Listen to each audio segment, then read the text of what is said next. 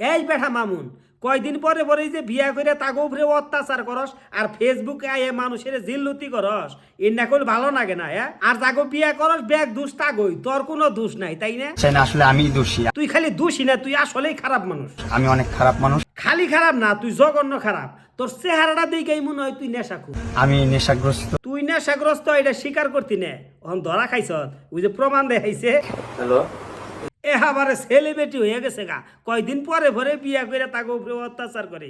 রাগে দুঃখে মনের কষ্টে লাইলা হন তোরে কি কয় হুন। ঠকাইছো না, ঠকবা। লাইলা কইতাছে ঠকাইছ না, ঠকপা। ও ঠকতাছে না জিততাছে এইটাই বুঝতাছি না।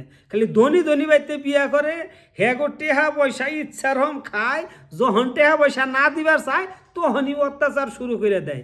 আচ্ছা, অহংকার যে নতুন বউ মামুনের, আমনে রে কইতাছি, আমনে যে এই ছেড়াটার কাছে বিয়া বললেন, বাইতে থেকে না করে নাই। আমাকে সবাই মানা করছিল ভাই, বুঝছেন? আচ্ছা, তোমারে যে বাইতে থেকে বেকে মানা করলো, তারপরেও তুমি যাই না হই না এরকম একটা বাট পার ফোলার নাকি বিয়া বইলে। তুমি তো আর সাথে বয়সও বলে 4 বছরের বড়, তোমার তো একটু বুদ্ধি থাকা দরকার। যে পোলাটা আর একটা বিয়া করে তার উপরে কত অত্যাচার করলো এটা মানুষে জানো। এত কিছু জানার পর তুমি কি কারণে এই বাট পার ডারে বিয়া করলা? নাকি ভিউ ব্যবসার নিগে? আমার ভাইয়া ভিউ ব্যবসারও দরকার নাই। যতই কইতাছো ভিউ ব্যবসার নিগে না, হয়তো কয়দিন পরে দেখমু পেজ একটা খুইলা নেবা। যারা ভিডিওটা দেখলেন আপনারা কি কোন কমেন্টে কইয়া যায়।